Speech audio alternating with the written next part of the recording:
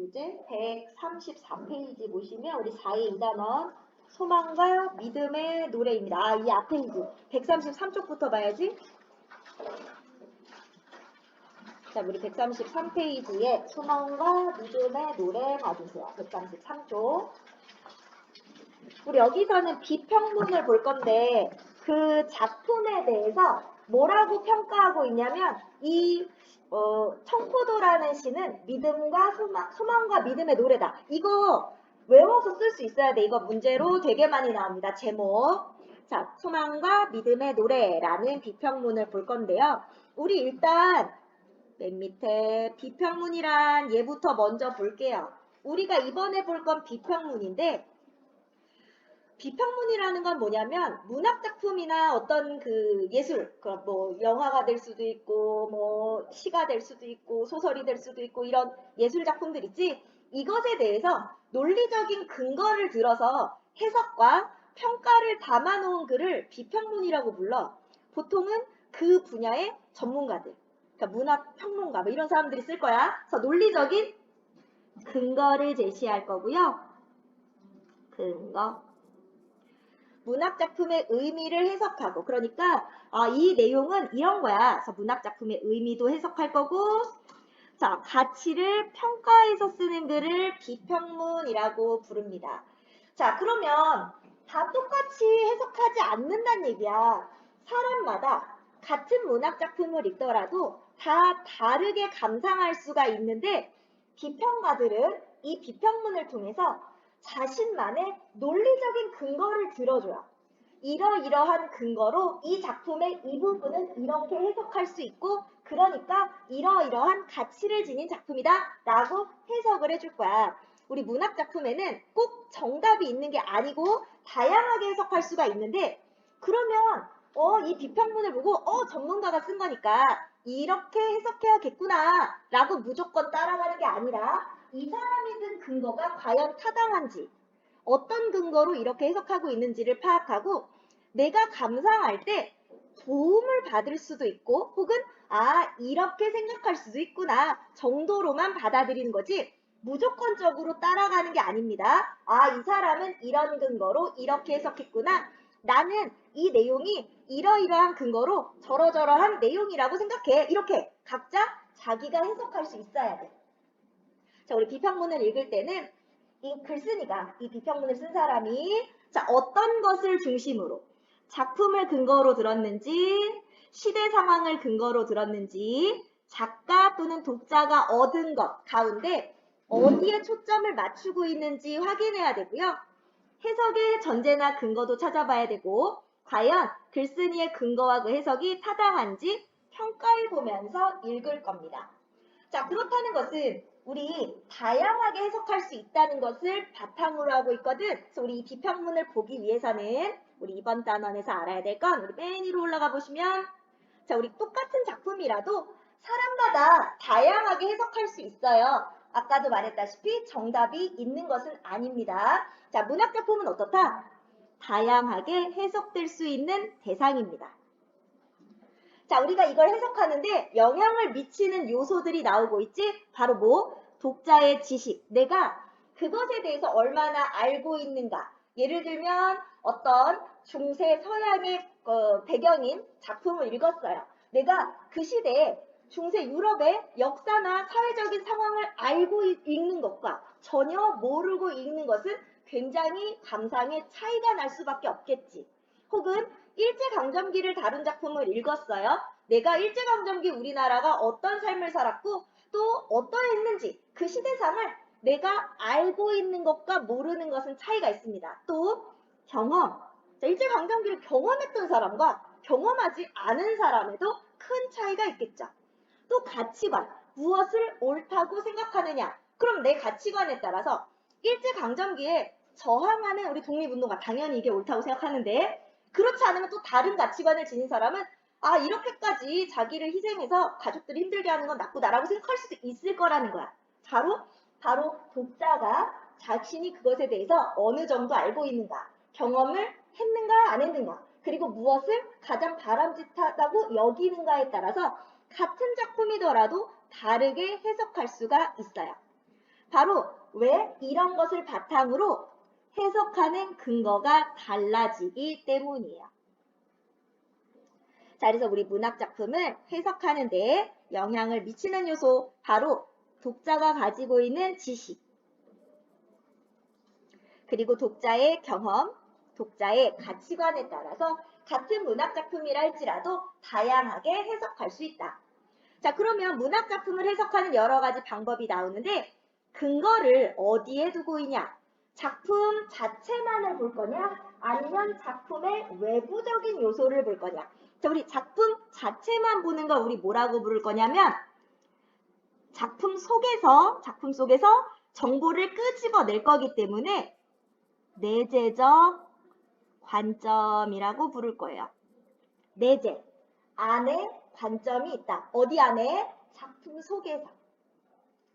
자, 만약에 소설을 읽는다면 자, 언제, 어디에서 누가 무엇을 하고 있고 그리고 인물은 어떤 사람이고 어떻게 구성되어 있으며 자, 이렇게 작품 안에 있는 거. 시를 본다면 몇 년 몇 행으로 구성되어 있고 어떤 표현 방법이 쓰였고 여기에 상징적 시어가 쓰였고 자, 이렇게 보면 내재적 관점이 돼요.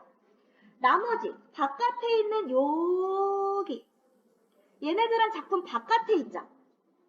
이 작품을 쓴 작가, 이 작품에 반영된 시대, 작품이 독자에게 어떤 영향을 줬는지 이건 작품 바깥이야. 그래서 얘네들은 외재적 관점이라고 부릅니다. 관점이 어디에 있다?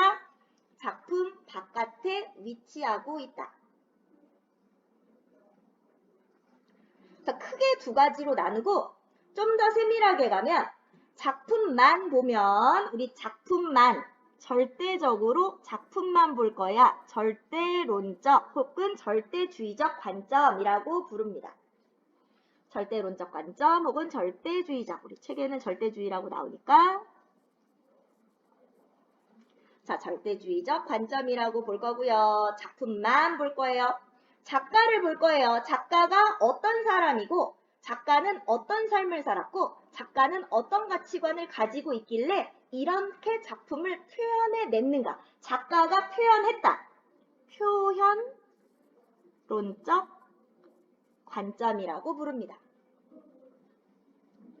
자, 작품의 반영. 자, 이때 당시 시대상이 어땠는가? 우리 작품 안에는 시대를 반영할 수밖에 없어. 그래서 당시 시대 상황을 중심으로 보면 반영론적 관점이라고 부르고 독자가 이 작품을 읽고 뭔가 감동을 받았거나 깨달음을 얻었거나 뭔가 생각의 변화를 가지고 왔거나 내가 뭔가를 얻었지. 얻었으면 뭔가 효과가 있었고 쓸모가 있었겠지? 우리 이런 걸 효용론적 관점이라고 불러요.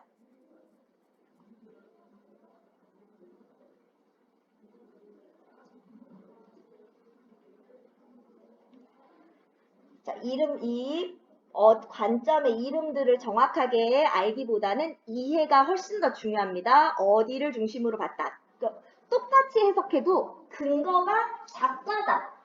근거가 시대다. 이거에 따라 달라지는 거야. 자, 그래서 우리 아래에 정리가 되어 있죠? 자, 내재적 관점, 절대주의적 관점, 작품 중심 관점이라고 되어 있는데 작품 안에 있는 요소를 끌어내서 작품을 해석해내면 내재적 관점, 절대주의적 관점이라고 부릅니다. 작품 바깥에 위치한 요소들을 중점적으로 보는 게 외재적 관점인데 당시 시대상을 중심으로 보면 반영론적 관점. 작가의 중심으로. 자, 그러면 네모의 작가의 삶과 관련하여 작가의 사상, 가치관, 경험을 중심으로 해석하면 표현론적 관점. 작품이 독자에게 어떤 영향을 줬다 하면 효용론적 관점이라고 볼 수 있겠습니다. 자, 그럼 우리는 시를 보면서 일단은 내재적, 그 작품만 가지고 한번 보고 시대나 작가를 중심으로 한번 보도록 할 거예요. 자, 그러면 다음 페이지로 넘어가 보자. 자, 소망과 믿음의 노래. 자, 이육사의 청포도라는 시를 가지고 해석과 가치를 평가해 놓은 비평문입니다. 비평문이고요. 자, 중요한 거 뭐라고? 제목 꼭 알아두세요. 소망과 믿음의 노래.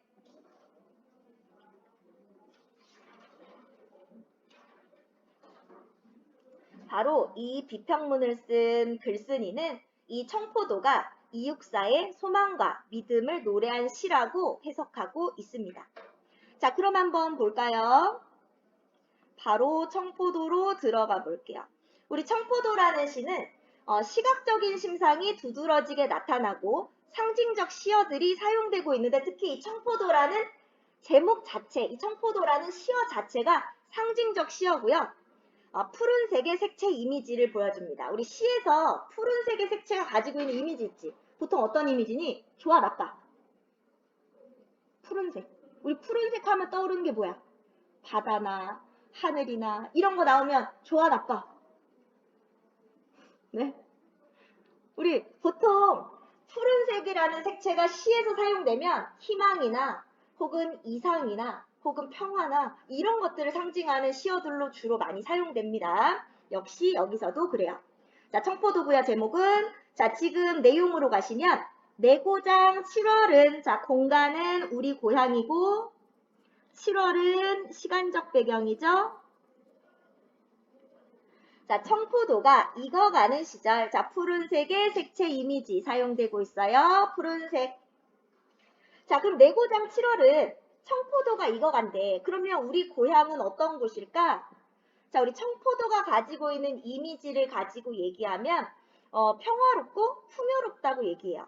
근데 왜 청포도가 평화롭고 풍요로울까?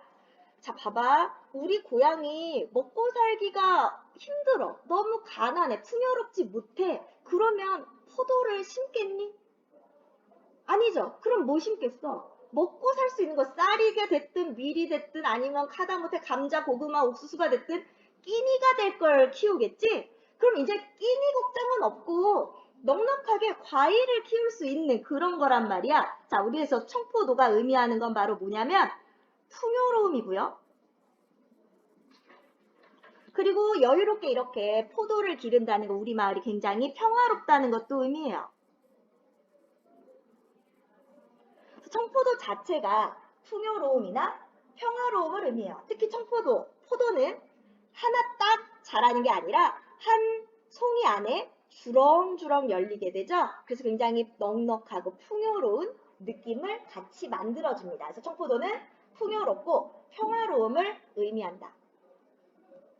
자, 이 마을 전설이 주저리 열리고 자, 뭐가 열리고 있어요? 전설이요. 전설은 뭔데? 지금 청포도가 열리는 겁니다.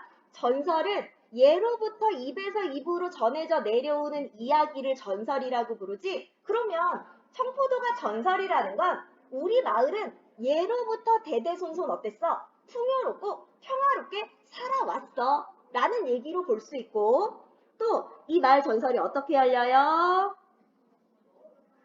주저리 열립니다. 자, 모양이에요. 의태어가 사용되고 있어요. 주렁주렁. 자, 물건이 어지럽게 많이 달린 모양이라고 되어 있지? 막 많이 달려있는 모양. 아주 청포도가 많이 달려 있고요. 자, 먼데 하늘이. 자, 하늘 푸른색. 자, 하늘이 의미하는 건 뭐겠니? 내가 하늘은 우러러보고 동경하고 바라보는 존재야. 자, 그럼 하늘은 내가 추구하는 희망이나 이상, 꿈이에요.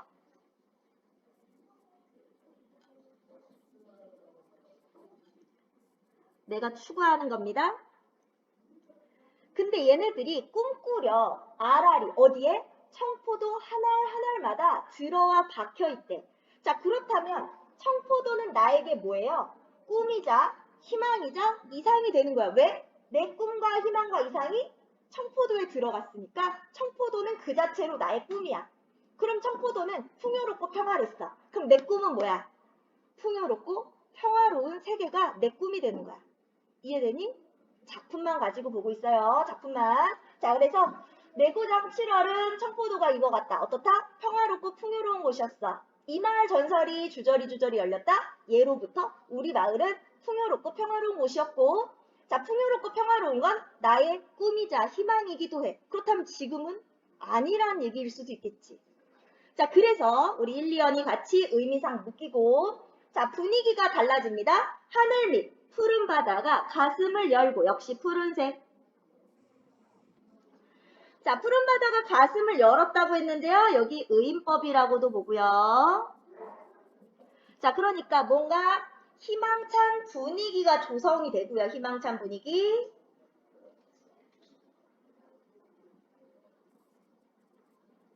희망찬 분위기가 조성이 되면 자, 그리고 뭐가 와? 흰 돛담배가 곱게 밀려옵니다. 하얀색. 자, 푸른색과 흰색의 색채 대비가 나타나고 있어요.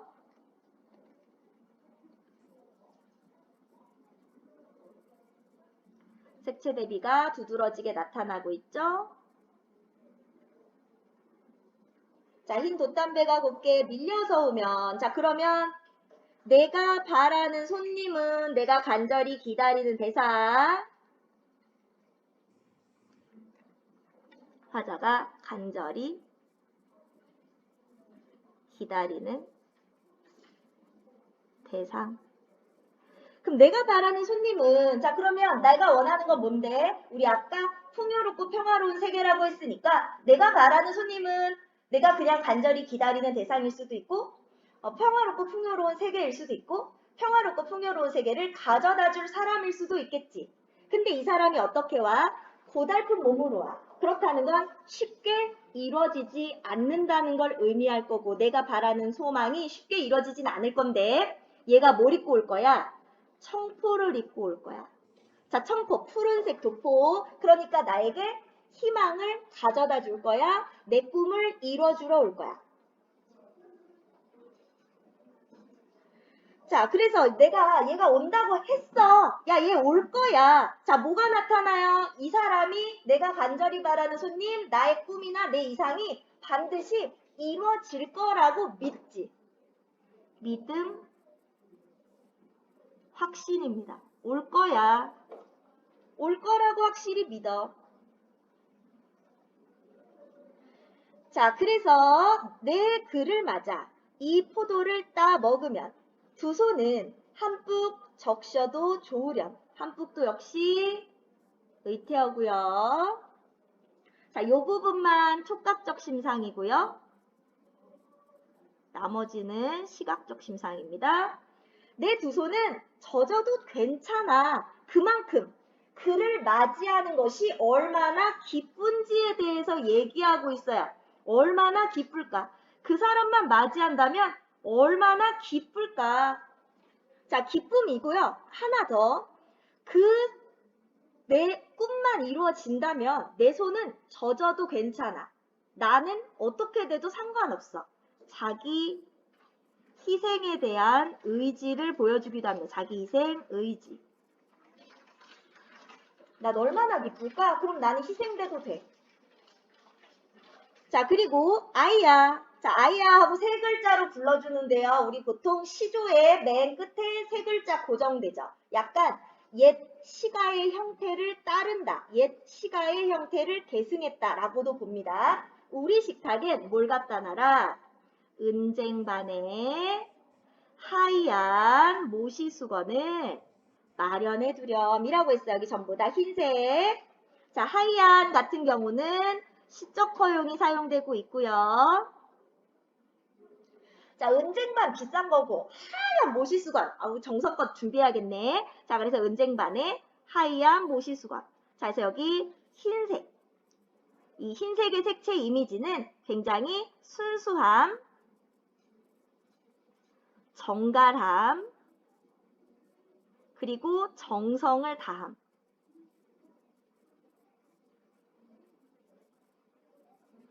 자, 순수하고 정갈하게 정성스러운 태도로 준비하겠다. 그러니까 올 거야. 나 확실히 믿어. 그러니까 얘가 오면 얼마나 기쁠까? 나는 가만히 앉아있지 않아요. 뭔가 준비할 겁니다. 그날을 위해서 준비하겠다. 바로 기다림의 자세에 대해서 가만히 기다리는 게 아니라 준비하면서 기다리겠다는 이야기를 하고 있어요. 그럼 우리 이 시를 봤을 때 그냥 작품만 가지고 얘기하면 상징적 시어가 사용됐고요. 흰색과 푸른색의 색채 대비가 나왔고요. 또 내용상 봤더니 이 사람이 바라는 꿈과 희망과 이상은 청포도에 들어있고 청포도는 풍요와 평화니까 이 사람이 원하는 세계는 무엇이다? 평화롭고 풍요로운 세계에 대한 소망이다 라고 보는 것. 이게 내재적 관점, 절대주의적 관점에서의 감상. 자, 우리 이 시의 작가 이육사. 이육사는 독립운동가, 독립투사야. 이 사람은 직접 나가서 싸운 사람입니다. 자, 그래서 심지어 이름도 원래 이육사가 아니고 이원록, 이원삼인데 육사로 이름을 바꾼 이유가 그 조선은행 폭파 사건과 관련해서 일본이 얘네들을 못마땅하게 여겨서 감옥에 가두는 첫 번째 사건이 벌어져요. 근데 장진홍 의사가 잡히면서 풀려나거든?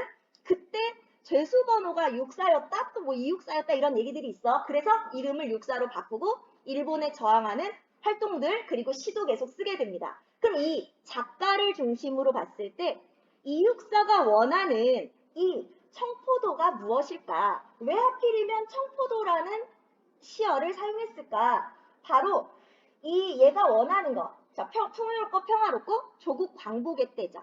특히 왜 청포도냐라고 말할 때 이런 얘기를 많이 해. 다른 풍요로운 과일들도 많이 있지만 청포도는 송이에 매달려 있어요. 우리나라는 예로부터 보니 그 시족끼리 같은 마을을 이루어서 모여 산단 말이야. 농사를 지으면서. 근데 일제강점기 때 수탈이 가속화되면서 어떻게 돼? 가족 공동체가 해체되는 경우들이 벌어지고 그리고 독립투사들이 외국으로 나가죠. 바로 이랬던 애들이 다시 돌아와서 청포도처럼 알알이 다 주렁주렁 모여 살기를 바라는, 그러니까 여기 돌아오는 내가 바라는 손님은 누구? 광복이 돼서 다시 돌아오는 나의 투사들. 그래서 일본과 싸우느라 힘들고 지쳤겠지? 하지만 우리가 같이 만나서 이 포도를 먹으면 얼마나 기쁠까? 바로 포도처럼 예전처럼 다시 가족 공동체가 회복되고 일제로부터 벗어나고 풍요롭고 평화로운 세상으로 살아가고 싶다라는 소망을 얘기한 거다라고 볼 수도 있고, 또 시대 상황으로 봐도 일제강점기에 쓰여졌다라고 봤을 때 일제강점기 때 이 사람이 바라는 때는 도대체 무엇일까? 풍요롭고 평화롭다? 바로 일제강점기 때 우리는 풍요롭지도 않고 평화롭지도 않겠지. 그러면 내가 바라는 손님은 누굴까? 광복이겠죠. 그래서 내가 바라는 손님은 화자가 간절히 기다리는 대상, 풍요롭고 평화로운 세계, 혹은 독립투사, 혹은 광복 조국의 독립이라고 볼 수가 있는 겁니다. 그러면 내려가서 정리해볼까? 청포도 개감 볼까요? 갈래는 현대식, 제재는 청포도, 주제는 평화롭고 풍요로운 삶에 대한 소망을 그리고 있고요. 자, 상징적인 소재, 뭐 청포도나 하늘이나 뭐 내가 바라는 손님이나 자, 이런 상징적 소재를 써서 평화롭고 풍요로운 삶에 대한 소망을 그리고 있습니다. 또 푸른색과 흰색의 색채 대비를 통해서 화자의 소망을 부각하고 있다. 자, 그래서 앞부분에 시를 먼저 보여주고 자, 중간 1부터 이제 이 시에 대해서 해석할 건데 이 사람이 어떤 것을 근거로 어떻게 해석하고 있는지를 보셔야 돼요. 자, 그러면 오른쪽.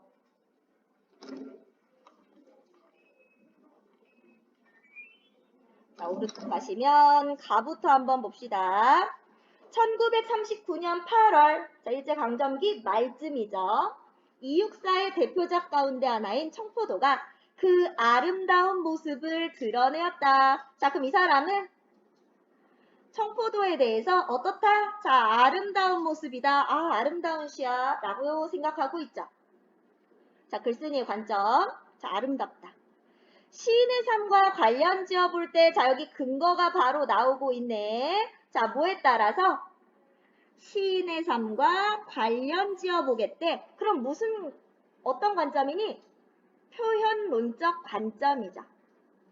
자, 표현론적 관점, 시인의 삶과 관련 지어볼 때 이 작품은 여름과일, 청포도를 통해 뭐를 그렸다? 조국 독립의 소망과 믿음을 노래한 시라고 해석하는 것이 자연스럽다.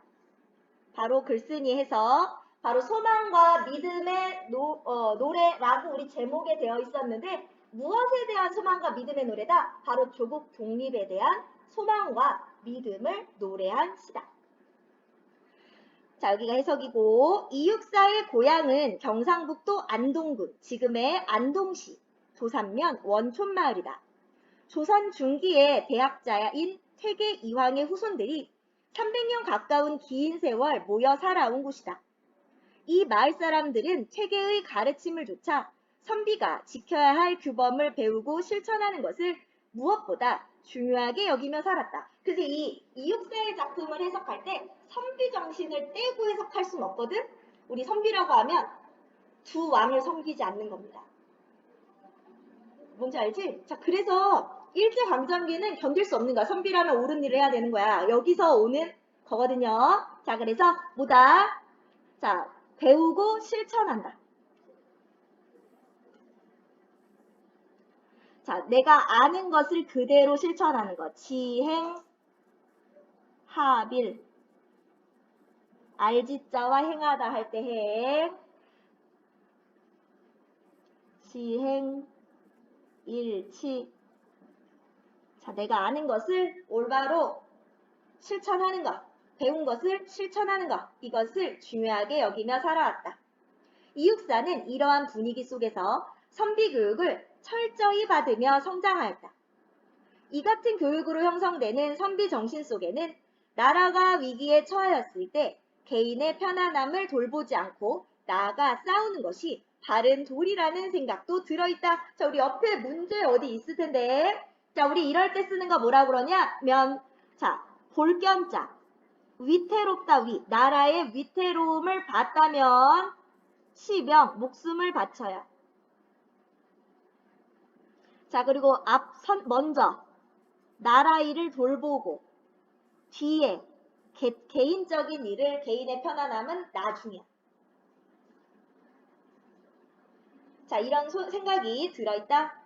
원촌마을과 바로 그 옆에 자리한 하계마을에서 독립유공자가 30명 넘게 나올 정도로 일제에 대한 저항성이 두드러졌던 것은 이와 깊이 관련되어 있다. 자, 이것은 뭔데? 선비정신이야.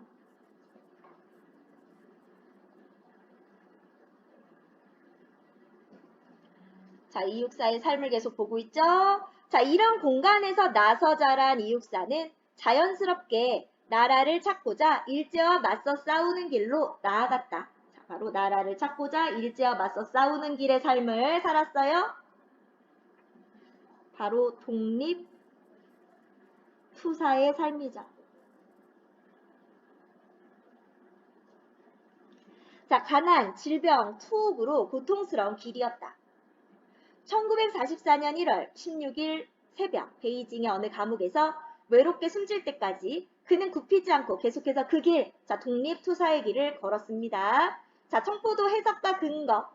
먼저 작가의 삶과 관련지어서 해석해 봤더니 청포도를 통해 조국 독립의 소망과 믿음을 노래한 시다. 자, 근거는요, 시인 이육사의 삶, 바로 표현론적 관점이었고요. 자, 이육사는 선비 교육을 철저히 받으며 성장했고 일제에 맞서 싸우는 독립 투사의 길을 걸었다는 거 여기서 알 수 있다. 자, 중간 위로 가면 자, 이번에는 시상의 흐름에 따라 자, 청포도는 모두 6년인데 각 연이 2행으로 이루어져 안정감이 있다. 시상의 흐름에 따라 자, 시상의 흐름에 따라 이제 해석해 볼 겁니다. 1에서 2연, 3에서 4연, 5연, 6연 네 부분으로 나눌 수 있다. 그럼 네 부분 중에 첫 번째 1에서 2연에서는 한여름 들어 본격적으로 익어가는 청포도의 특별한 의미에 관해 말한다. 바로 청포도의 특별한 의미가 1에서 2연에 나옵니다. 이 시에서의 청포도는 단순한 과일이 아니다. 청포도 송이송이는 마을의 역사와 이곳에서 살아온 사람들의 삶, 그리고 그들이 품고 있는 전설이 열린 것이니 자, 어떤 존재? 매우 가치 있는 존재다. 게다가 청포도알 하나하나에는 희망을 상징하는 먼데 하늘이 들어와 박혀 있으니 자, 희망을 상징하는 먼데 하늘. 그 가치는 매우 더욱 커진다. 그 희망에는 자, 바로 뭐가 담겨 있다? 풍요롭고 평화로운 세계에 관한 기대가 담겨 있을 것이다. 풍요롭고 평화로운 세계. 이게 바로 뭐다? 청포도야. 자, 1, 2연에서는 청포도의 의미. 청포도는 매우 가치 있는 존재다. 왜? 희망을 상징하는 먼데 하늘이 들어와 박혀 있으니까 당연히 청포도는 풍요롭고 평화로운 세계에 관한 기대다. 자, 3, 4연에서는 자, 이번엔 3, 4연. 내가 바라는 손님이 언젠가는 찾아오리라는 믿음을 말한다. 자, 바로 내가 바라는 손님이 올 거라는 믿음, 여기가 3, 4연. 아까 믿음과 확신 이야기했었죠? 3년은 그 손님이 찾아오는 날의 정경을 상상하여 그린 것이다. 잔잔한 바다 위로, 그러니까 이 푸른 바다 가슴 열기 전에는 막 폭풍우일 거야. 자, 이게 뒤에 나와. 순풍을 타고, 자, 순한 바람을 타고 돛담배가 미끄러지듯 다가오고 있는 풍경인데, 험한 시절은 끝나고, 험한 시절 일제강점기겠지? 소망하던 평화의 때 바로 조국 독립의 날이겠지?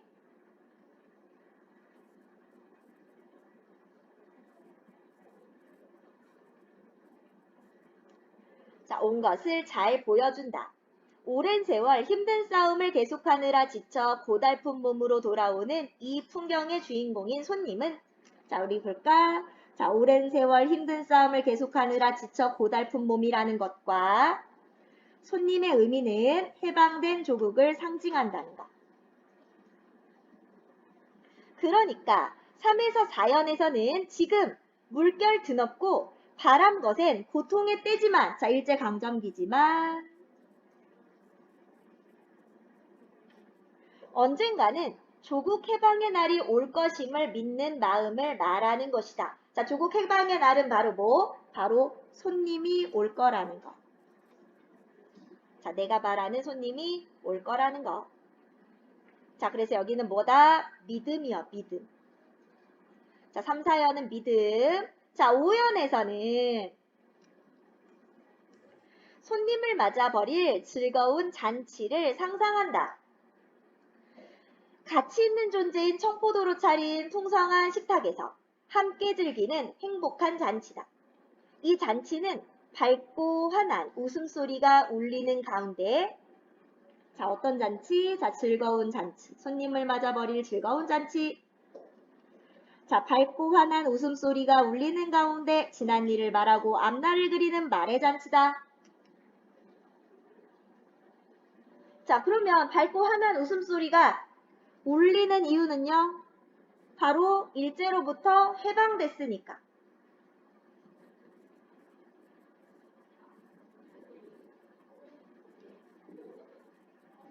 자, 지난 일을 말하고 바로 힘들었던 과거.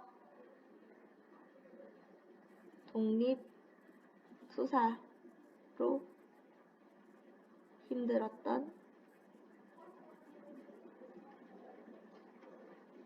삶에 대해서 이야기하면서 앞날을 그린다. 바로 조국의 미래를 설계하는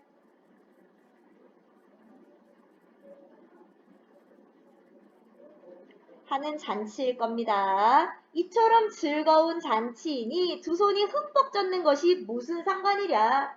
점잖지 못하다는 생각도 손이 더럽혀진다는 염려도 이 잔치판에는 끼어들 수 없다. 이 5연은 상상. 자, 이제 6년에서는 이처럼 행복한 그날의 손님 맞이를 위한 준비에 관해 이야기한다.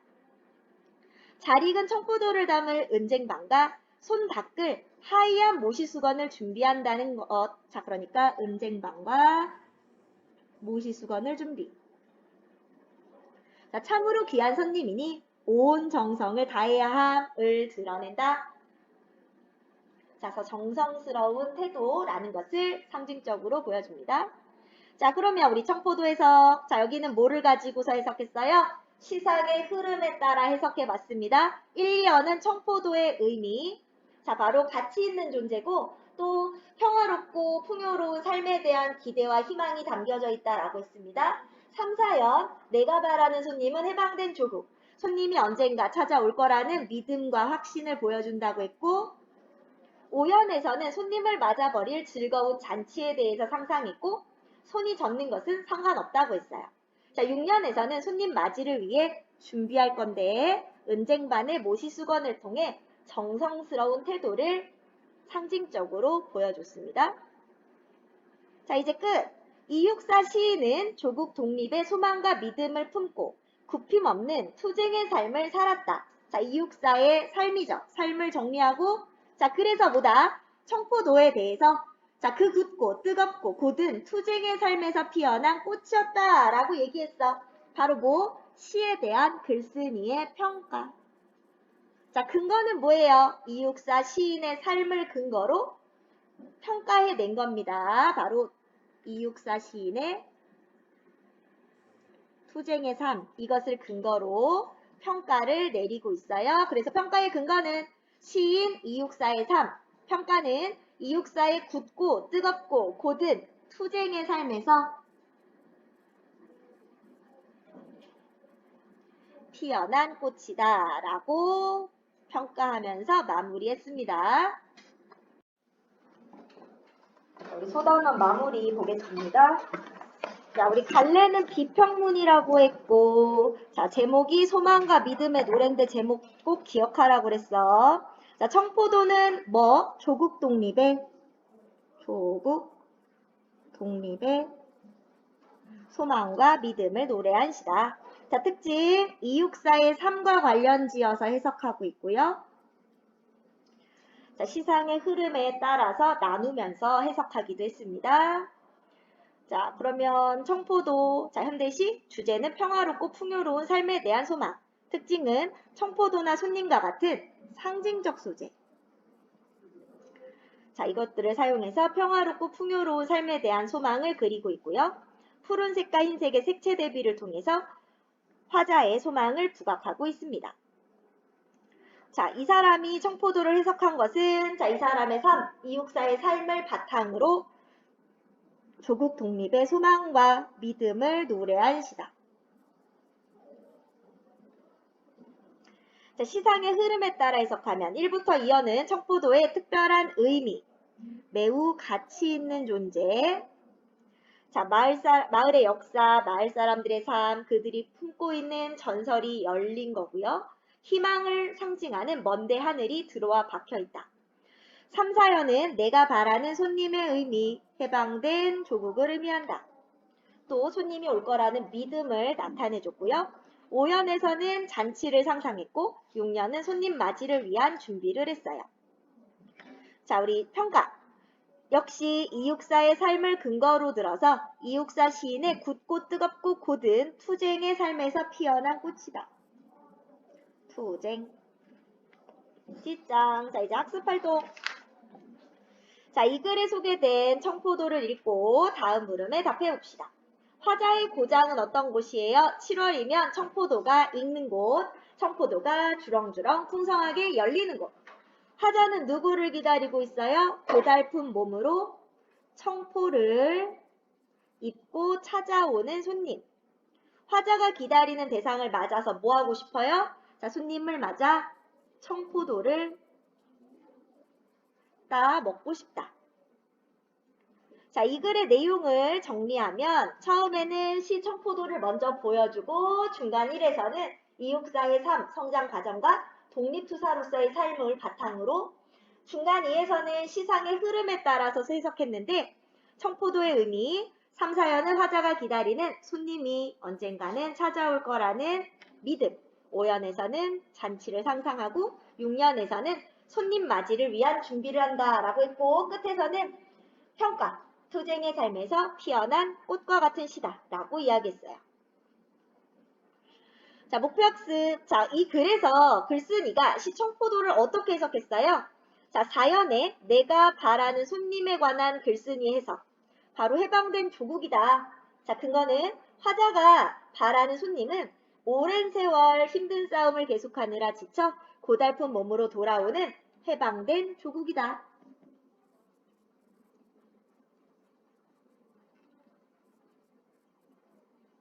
자, 그럼 근거는요. 이 시를 쓴 이육사가 선비 교육을 철저히 받았고, 자, 이육사의 삶을 바탕으로 하고 있죠. 자, 일제와 맞서 싸우며 독립투사로서의 삶을 살았다는 걸 근거로 해석했어요.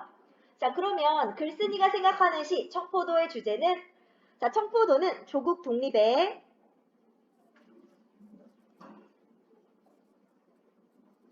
소망과 믿음을 노래한 시다. 자, 근데 우리 문학은 꼭 하나로만 해석할 수 있는 건 아니라고 그랬어. 다양하게 해석할 수 있다고 그랬지? 그럼 다른 친구들이 어떤 근거를 들어서 어떻게 해석하고 있는지 볼게요. 자, 시 청포도는 일제강점기인 1939년에 발표되었어. 당시 시대 상황을 고려하면, 자, 시대를 근거로 들고 있죠? 자, 우리 시대를 근거로 들면 반영론적 관점이라고 했어요.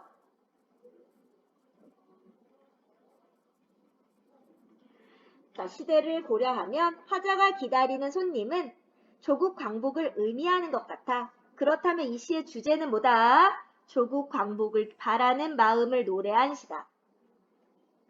자, 여기가 앞부분이 근거고 여기가 해석이죠. 자, 역시 앞부분의 근거. 자, 두 번째, 재우는 이육사는 각종 독립운동단체에 가담하여 독립운동가로서의 삶을 살았어. 자, 이육사의 독립운동가로서의 삶을 근거로 들고 있어요. 작가를 중심으로 보고 있고 표현론적 관점입니다. 그는 힘들게 독립운동을 하면서 더 많은 애국지사가 나타나 일제와 맞서 싸우기를 바랐을 거야. 그래서 나는 이 시의 손님이 독립운동을 함께할 애국지사를 의미한다고 생각해. 손님을 기다리는 상황을 설정하여, 자, 바로 손님이 애국지사니까 그와 함께하기를 바라는 마음을 표현한 시다. 자, 그러면 이번에는 시를 꼭 시가 발표된 당시 시대 상황이나 시인의 삶과 관련지어 해석할 필요는 없을 것 같아. 나는 시에 나타난 표현을 바탕으로, 자, 그러면 시를 중심으로 절대주의적 관점, 내재적 관점이죠.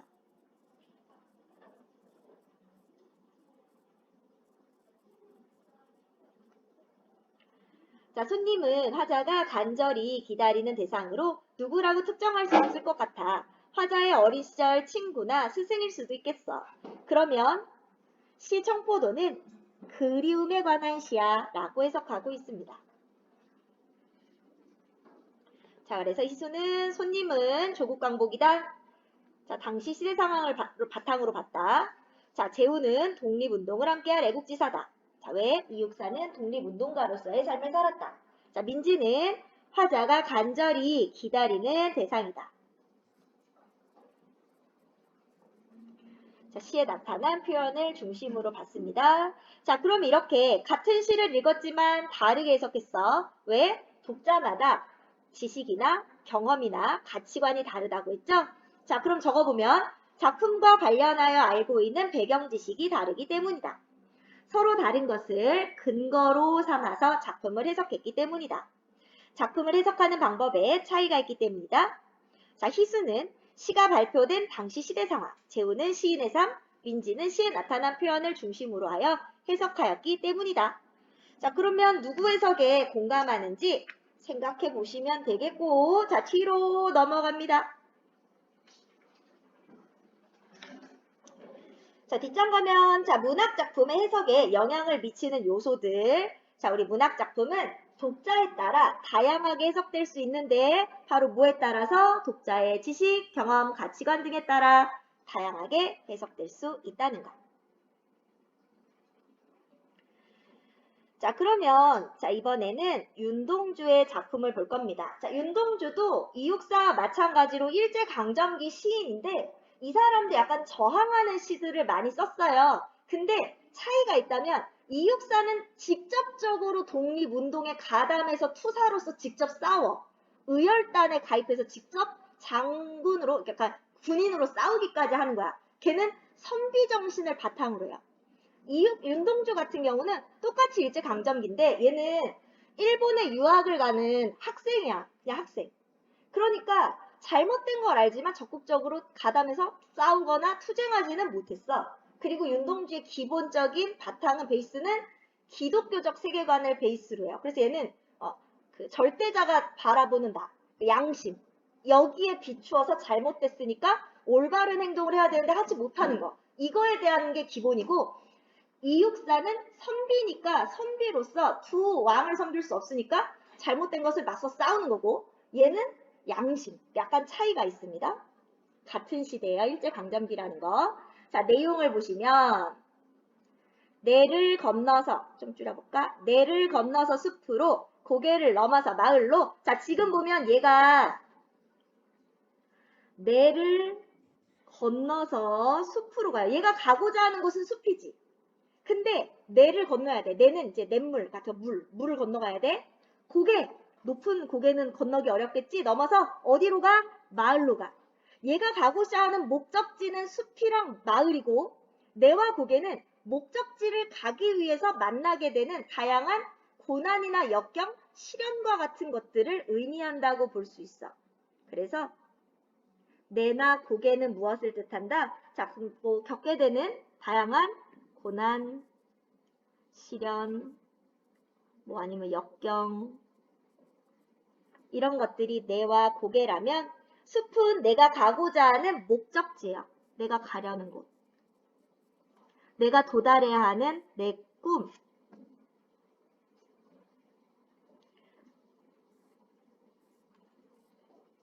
자, 꿈을 이루기 위해 다양한 고난이나 시련, 역경을 극복하면서 꿈을 향해 나아가요.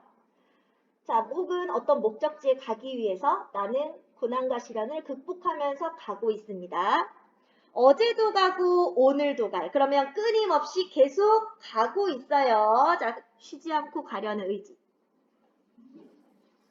자, 의지. 어제도 가고 오늘도 갈 거야. 나의 길, 새로운 길. 자, 그럼 여기서 길도 상징적 시어인데, 자, 길은 뭘까? 뭐 한 거야?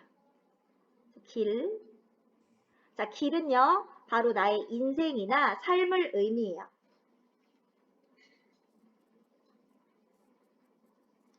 그럼 나의 길, 새로운 길. 나 어제도 가고 오늘도 갔어. 근데 어떻게? 항상 새로운 마음으로 삶을 살아가겠다. 예를 들면 어떤 나의 꿈, 내가 뭔가 되고자 한단 말이야. 그것을 향해서 나아가는 우리 지금 과정이 너무 힘들고 괴롭겠지? 하지만 꿈을 향해 계속 나아갑니다. 의지적으로 계속 가. 근데 이거 지겨워 하는 게 아니라 항상 새로운 마음으로 내 인생을 살아가겠다. 자, 민들레가 피고 까치가 날고 아가씨가 지나고 바람이 일고 이거는 내가 살아가면서 만나는 소소하지만 다양한 존재들. 내 삶이 너무 단조롭지 않게 다양한 존재들, 소소한 존재들을 만나게 돼요. 나의 길은 언제나 새로운 길이라고 나오는데 지금 보시면 여기 세 번째 3년을 중심으로 대칭 구조를 이루고 있습니다. 대칭 구조. 자, 3년을 중심으로 2년과 4년이 비슷하고 1년과 5년이 같죠.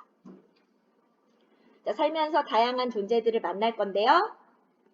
4년 가면 나의 길은 언제나 새로운 길, 역시 언제나 그런 마음으로 살아가겠다는 의지나 다짐. 오늘도 점점점, 내일도 점점점 어떻다? 항상 새로운 길을 걸어가겠다라는 거 계속 다짐하고 있습니다. 내를 건너서 숲으로, 고개를 넘어서 마을로. 자, 처음하고 맨 끝이 똑같죠? 수미 상관이죠? 자, 수미상관을 사용해서 첫 번째 운율 만들고, 두 번째 의미도 강조하고, 세 번째 형태적인 안정감도 주고, 마지막 네 번째 여운을 남기면서 마무리합니다. 자, 내가 가고자 하는 길, 내가 살고자 하는 나의 삶, 내 삶을 항상 새로운 마음으로 살아가겠다는 의지를 보여주는 작품이에요. 자, 그래서 우리 여기 보시면 정리가 되어 있지? 언제나 새로운 길을 혹은 새로운 삶을, 새로운 마음으로 삶을 살아가겠다는 의지. 자, 상징적 소재인 길이 나오고 있습니다. 길, 인생, 삶을 의미한다고 했고요.